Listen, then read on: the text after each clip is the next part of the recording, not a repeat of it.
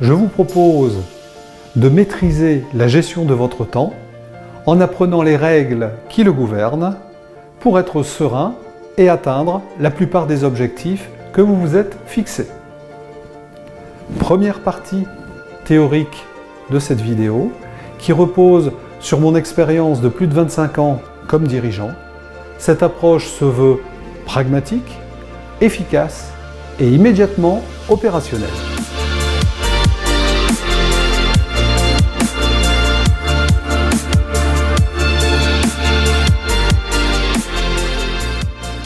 Au programme de ce module théorique sur la gestion du temps, 3 parties. Savoir quoi faire, savoir qui le fait, et enfin, savoir comment effectuer chaque tâche. Cette vidéo est un des éléments clés du cercle vertueux de l'accompagnement. Première étape, vous former avec cette vidéo et ses documents associés qui vous donneront tous les éléments nécessaires d'un point de vue pratique comme d'un point de vue théorique.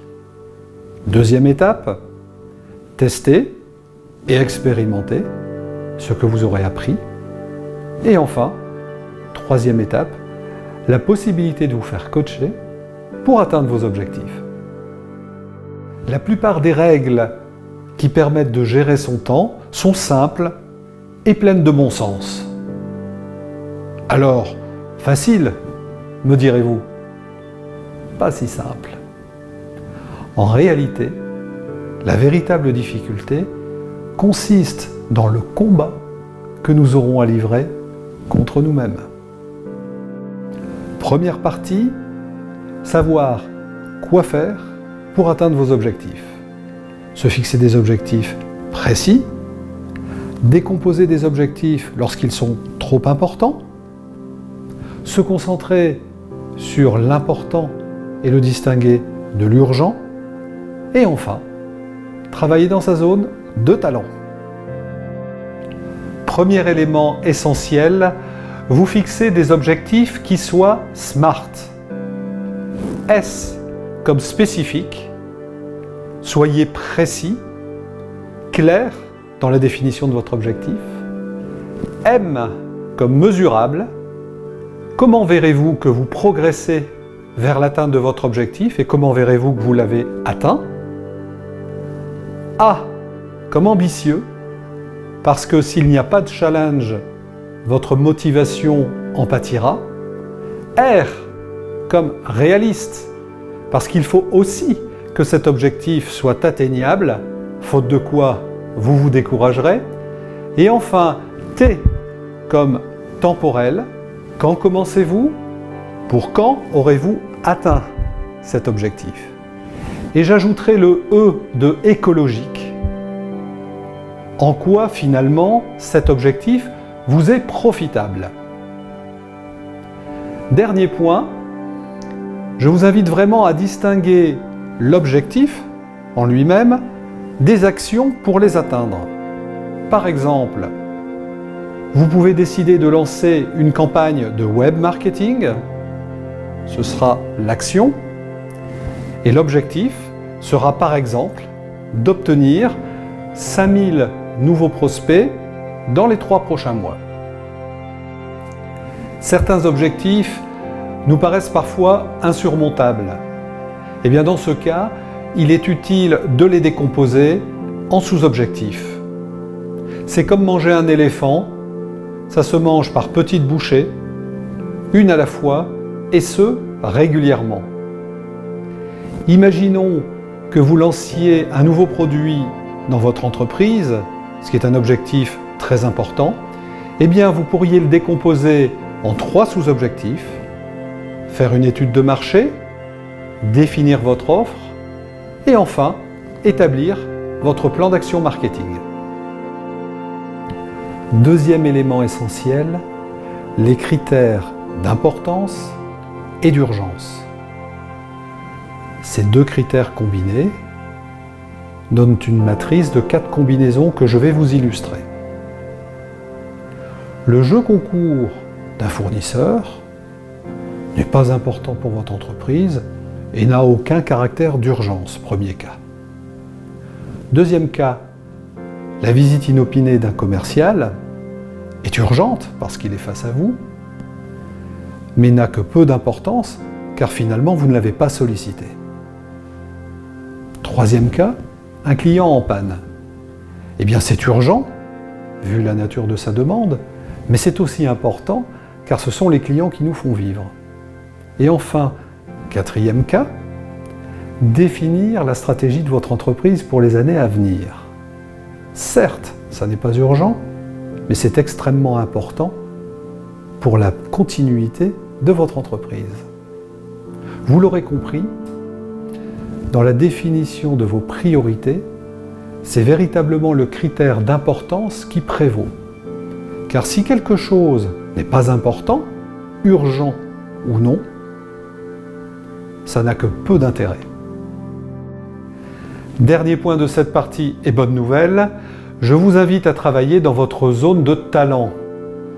Cela occasionnera non seulement de l'efficacité, mais également du plaisir. L'inverse est également vrai. Là où vous disposez de moins de talent, et dans la mesure du possible, vous avez tout intérêt à déléguer ou à sous-traiter à l'extérieur. À titre d'exemple, les grands groupes l'ont bien compris, ils se concentrent sur leur cœur de métier et externalisent les services comme la gestion de leur flotte de véhicules. Deuxième partie, qui effectue chaque tâche, et ce, dans chacun des domaines essentiels de votre entreprise. 3 cas de figure sur qui effectue une tâche. Vous-même, parce qu'il y a une véritable valeur ajoutée à le faire. Dans le cas contraire, une autre personne à qui vous le déléguerez.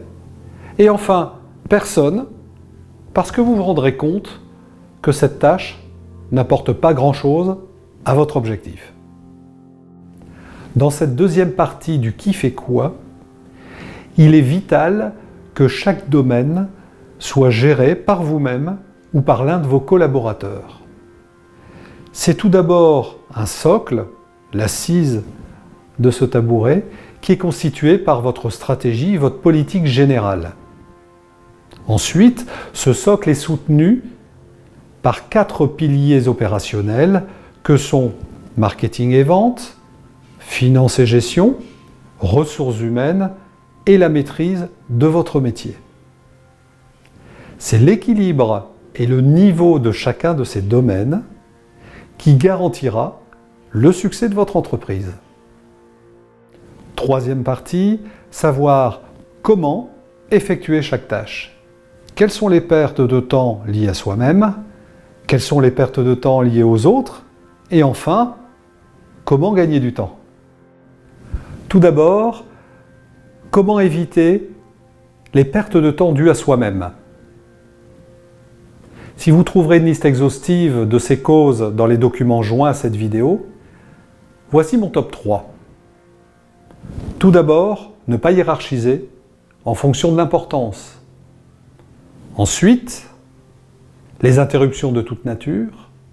Et enfin, ne pas déléguer les tâches sur lesquelles vous n'avez pas de valeur ajoutée. Quelles sont maintenant les pertes de temps dues aux autres?